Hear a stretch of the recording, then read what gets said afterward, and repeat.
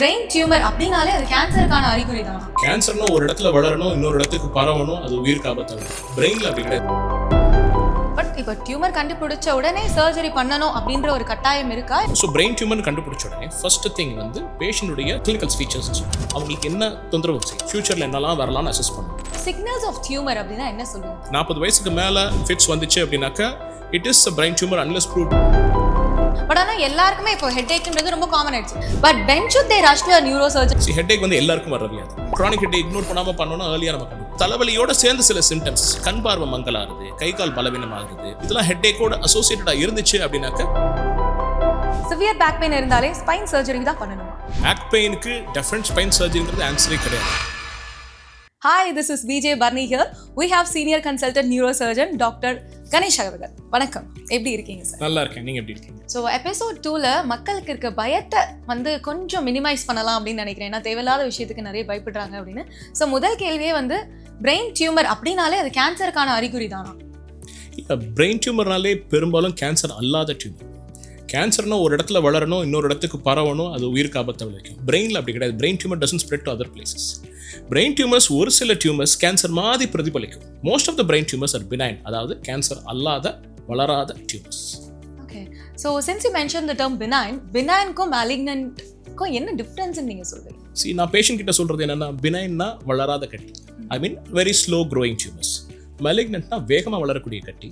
அந்த கட்டியை ஃபுல்லாக ஆப்ரேட் பண்ணி எடுக்கலனாக்கா டெஃபினட்டாக திருப்பி வந்துடும். அண்ட் malignant டியூமர்ஸ்னால் கேன்சர் மாதிரி அது பிஹேவ் பண்ணும். ஸோ சர்ஜரி முடிச்சதுக்கப்புறம் ரேடியோதெரப்பி, கீமோதெரப்பிலாம் கொடுத்து அது திருப்பி வளராமல் பார்த்துக்கணும். benign tumours usually don't come back. Okay, so since you said அந்த டியூமர் அப்படின்ற விஷயத்தை இந்த மாதிரி ஆப்ரேட் பண்ணலான்னு, பட் அவங்க டியூமர் இருக்குன்னு கண்டுபிடிச்சோன்னே immediate reaction of the patient என்னவாக இருக்கணும்னு நீங்கள் சொல்லுங்கள். என்ன இருக்குன்னா பயப்படுறாங்க, ரொம்ப பயப்படுறாங்க. First thing is brain tumor is not a dreaded disease. It can be cured, it can be cured completely. அதுக்கு ரொம்ப தேவை வந்து கான்ஃபிடன்ஸ், நம்பிக்கை அண்ட் தைரியம். பிகாஸ் மனசு தைரியமாக இருக்கணுங்கிறது ரொம்ப முக்கியம். அந்த மனசுங்கிறது ஆக்சுவலாக இங்கே கிடையாது, இங்கே இருக்கு. Brain is what who you are. Your thinking, your activity, உங்கள் கான்ஃபிடன்ஸ், போல்ட்னஸ் எல்லாமே பிரெயின். இப்போ நம்ம பிரெயின்லேயே ஆப்ரேட் பண்ண போகிறோம். So it has to be very confident and the person has to be very bold. But இப்போ டியூமர் கண்டுபிடிச்ச உடனே surgery பண்ணணும் அப்படின்ற ஒரு கட்டாயம் இருக்கா? It depends on the types அப்படி. No, sometimes I don't operate on some tumors. Rarely. So brain tumour கண்டுபிடிச்ச உடனே ஃபர்ஸ்ட் திங் வந்து பேஷண்ட்டுடைய சிம்டம்ஸ்னு சொல்லுவோம். அவங்களுக்கு என்ன தொந்தரவு செய்யுது, கிளினிக்கல் ஃபீச்சர்ஸ்னு சொல்லுவோம். இந்த பிரெயின் டியூமர் அவங்களுடைய தொந்தரவுகளும் மேட்ச் ஆகுதான்னு பார்க்கணும். தென் அந்த இமேஜிங்கை ஸ்டடி பண்ணுவோம். இந்த பிரெயின் டியூமர்னால இந்த பிரச்சனை பேஷண்ட்டுக்கு என்னெல்லாம் ப்ராப்ளம் இருக்குது, ஃபியூச்சரில் என்னெல்லாம் வரலாம்னு அசஸ் பண்ணுவோம். Most of the time we operate rare conditions like calcified meningiomasன்னு சொல்லுவோம். சம்டைம்ஸ் எல்டர்லி பீப்புள், அவங்களுக்கு ஒரு 70-80 வயசு இருக்கும், சாதாரண benign 1 centimeter கண்டுபிடிச்சிருப்பாங்க. ஜஸ்ட் லைக் த தலைவலி போய் கண்டுபிடிச்சிருப்பாங்க. That will take another 10-15 years to grow. அவங்களுக்கு 80 வயசு தாத்தாவுக்கோ பாட்டிக்கோ போய் அதை ஆப்ரேட் பண்ண அவசியம் கிடையாது. We can keep them under follow-up. So இந்த மாதிரி கண்டிஷன்ஸை we don't operate. But mostly we operate. So we evaluate clinical, radiological. And then we proceed with what kind of treatment it is.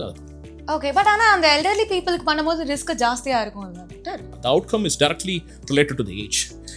சின்ன வயசுக்காரங்களுக்கு பண்ணும்போது they recover very fast.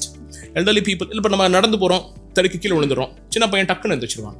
கொஞ்சம் வயசான தாத்தானா அவங்களை யாராவது தூக்கி விடணும். அதே மாதிரி தான் சர்ஜரியிலேருந்து அவங்க ரெக்கவரி வந்து they will require support.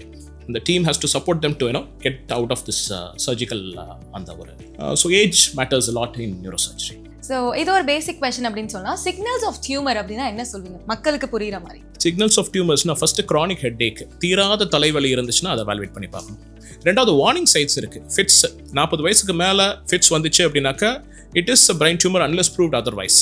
ரெண்டாவது கைகால் பலவீனம், ஒரு பக்கம் பேரலைஸ் ஆகுது, ஸ்லோலி ப்ரோக்ரஸிவ் அட்டாக்ஸியா, நடக்கும்போது தடுமாற்றம், வாய் கொளறது, இதெல்லாம் நியூரலாஜிக்கல் டெஃபிசிட் சொல்லுவோம். இந்த மாதிரிலாம் இருந்துச்சுனாக்கா warning sign, you have to do a scan and see and rule out, அதாவது பிரெயின் டியூமர் இருக்கா இல்லையாங்கிறத கண்டிப்பாக பார்க்கலாம். சிம்டம்ஸ் இல்லாம டியூமர்ஸ் வரதுக்கு வாய்ப்பு இருக்கா? சிம்டம்ஸ் சில சமயங்களில் தெரிய வரும். ஃபர்ஸ்ட் தெரிய வர்றது வந்து சீஷர், எபிலெப்சியா வரும். சம்டைம்ஸ் எபிலெப்சி வராமல் அது வளர்ந்துக்கிட்டே இருக்கும். அந்த பிரெயின் டியூமர் வளர்ந்து ஒரு ஸ்டேஜுக்கு மேலே பிரெயினை ப்ரெஸ் பண்ணும்போது பிரெயினுடைய ஒவ்வொரு பார்ட்டுக்கும் ஒரு ஃபங்க்ஷன் இருக்குது. ஸோ கை கால் அசைவு பார்ட்டில் அந்த டியூமர் வளர்ந்து கை கால் பலவீனமாக வரும். ஸோ சிம்டம்ஸ் தெரியாமல் ஸ்லோவாக வளர்ந்துக்கிட்டு இருக்கும்போது நமக்கு எந்த இதுவும் தெரியாது, நார்மலாக இருக்கும். ஒரு ஸ்டேஜுக்கு மேலே தான் சிம்டம்ஸ் தெரிய ஆரம்பிக்கும். ஏர்லியாக வரணும் அப்படின்னாக்க சீஷராக பிரதிபலிக்கலாம். எல்லாருக்கும் ஃபிட்ஸ் வரணும்னு இல்லை. ஒரு சில பிரெயின் டியூமர் பேஷண்ட்க்கு ஃபிட்ஸ் வரும். ஐ வில் சே தட்ஸ் ஒரு அலர்ட் சைன். லைக் யூ ஏர்லியாக கண்டுபிடிக்கிறதுக்கு அது நமக்கு ஒரு சான்ஸ். ரெண்டாவது, நம்ம நிறைய அந்த க்ரானிக் ஹெட்டேக், தலைவலியை ரொம்ப இக்னோர் பண்ணுறோம். ஸோ தலைவலியை க்ரானிக் ஹெட்டேக் இக்னோர் பண்ணாமல் பண்ணோன்னா ஏர்லியாக நம்ம கண்டுபிடிக்கலாம். ஸோ நீங்கள் சொல்லும்போது சீஷர் வந்து பேஷண்ட் ஸ்கேன் எடுக்கிறதுக்கு யோசிப்பாங்க இல்லையா? Can we take scan? அதாவது சீஷர் ப்ரோட்டோகால் இருக்குது. ஃபிட்ஸ் வந்துச்சுன்னா அவங்களை எவாலுவேட் பண்ணுவோம் இல்லையா? ஸோ அதில் கட்டாயம் ஸ்கேன் பண்ணி பார்த்துக்கணும். மெயினாக எதுக்கு பார்க்கணும்னா, இந்த மாதிரி ஸ்ட்ரக்சரல் டிசார்டர்ஸ் லைக் டியூமர்ஸ், இந்த மாதிரி ஏவிஎம்ஸ், மால்ஃபார்மேஷன்ஸ் எல்லாம் இருக்கா இல்லையா அப்படிங்கிறத கண்டிப்பாக பார்க்கறதுக்கு we have to go for an MRI scan. Okay, MRI scan. CT scan போராது. ஃபார் சீஷர்ஸ் சிடி ஸ்கேன்ங்கிறது எமர்ஜென்சிக்கு மேஜர் ப்ராப்ளம் இருக்கா இல்லையான்னு தெரிஞ்சுக்கிட்டா மட்டும். But we have to go for an MRI and look for the cause for the seizures. Okay, fine. And நீங்கள் சொல்லிட்டு இருந்தீங்க ஹெட்ஏக் அப்படின்ற விஷயம். பட் ஆனால் எல்லாருக்குமே இப்போ ஹெட்ஏக்ன்றது ரொம்ப காமன் ஆயிடுச்சு. சும்மா நார்மலாக இருந்தாலே வந்து அவங்க சொல்லாமல் கவுண்டர் டேப்லெட் வாங்கி போட்டு ஜாலியாக ஓகே நம்ம வீட்டில் இருக்கலாம், ஒன்றும் இல்லை, தூங்கி எஞ்சா சரியாயிடும் அப்படின்ற மாதிரி. But when should they rush to a neurosurgeon or when should they rush to neurologist அப்படின்னு சொல்வீங்க? ஹெட்ஏக் வந்து எல்லாருக்கும் வர வியாதி. எல்லாருக்குமே ஹெட்ஏக் இருக்கும். ஸோ எல்லாருக்கும் ஸ்கேன் பண்ணணும்னு அவசியம் கிடையாது. ஸோ பட் ஹெட்ஏக் நான் சொல்லும் போதெல்லாம் சொன்னேன், ஹெட்ஏக்னு சொல்லல. ஐ வாஸ் சேயிங் லைக் தீராத தலைவலி, க்ரானிக் ஹெட்ஏக். தலைவலி தீராமல் வந்துக்கிட்டே இருந்தால் then you will have to evaluate. ரெண்டாவது, தலைவலியோட சேர்ந்து சில சிம்டம்ஸ், கண் பார்வை மங்கலாகிறது, கை கால் பலவீனமாகிறது, வாய் பேசுறது குளறுறது, சம்டைம்ஸ் அட்டாக்சியான்னு சொல்லுவோம், நடக்கும்போது தடுமாற்றம் வருது. இதெல்லாம் ஹெட்ஏக்கோட அசோசியேட்டடாக இருந்துச்சு அப்படின்னாக்க you will have to get a scan done and check.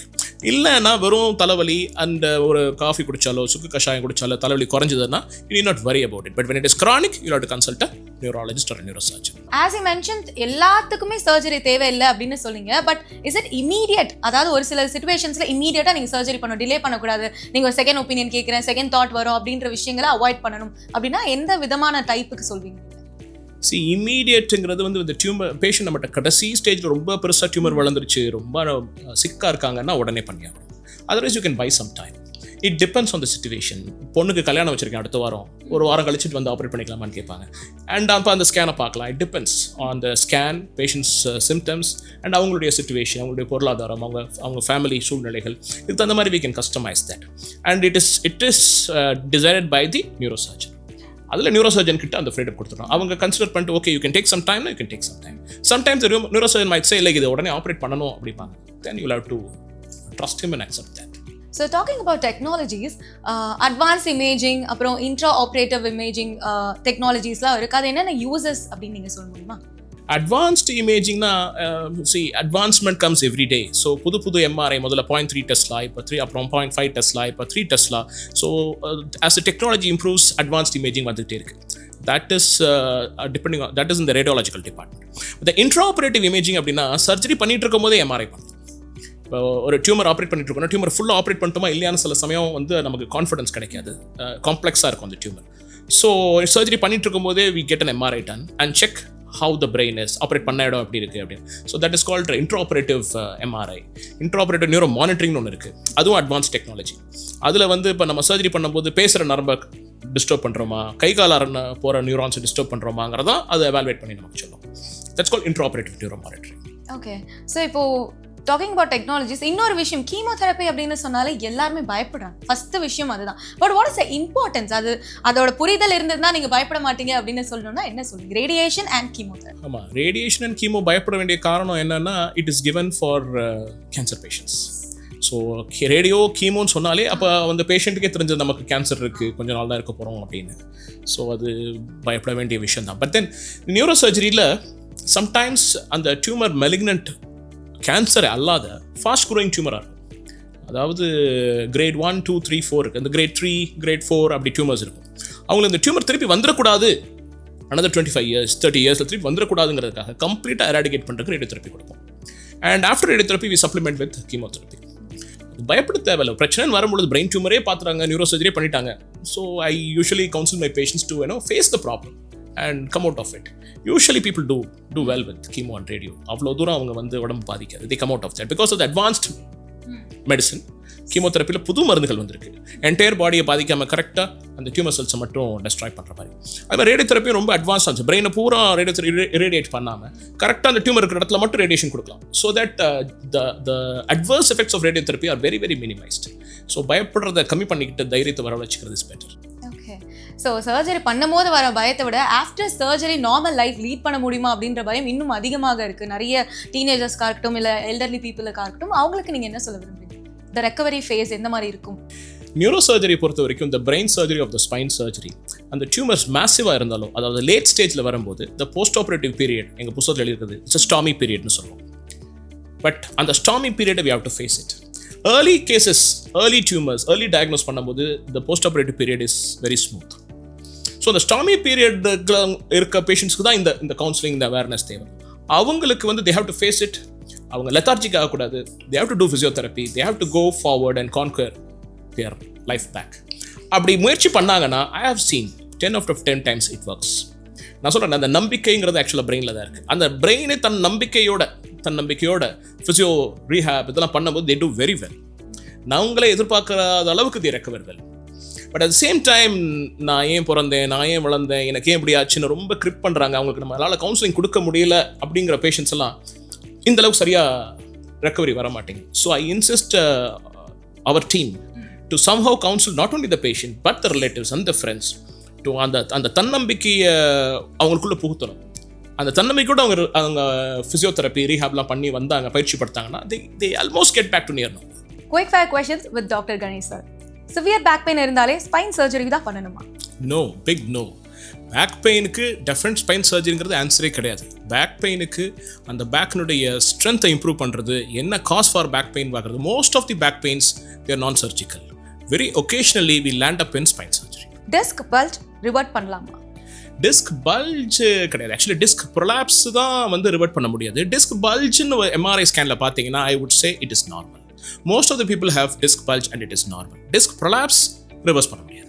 சர்ஜரினால எல்லாரும் பயப்படுறாங்க, but how safe it is அப்படின்னு சொல்ல முடியுமா? Surgery is safe in safe hands. Physical activity பண்றதுனால பேக் பெயின் குறைக்க முடியுமா? Definitely. Physical activity, core muscle strengthening exercise is the key to success in spine or in back pain treatment. Thank you so much. ஏன்னா இந்த விஷயம் வந்து கண்டிப்பா மக்களுக்கு வந்து ஒரு அவேர்னஸ் கிரியேட் பண்ணிருக்கும். இதே மாதிரி இன்னொரு எபிசோட்ல மக்களுக்கு நிறைய விஷயம் சொல்ல போறோம். Thank you. Thank you.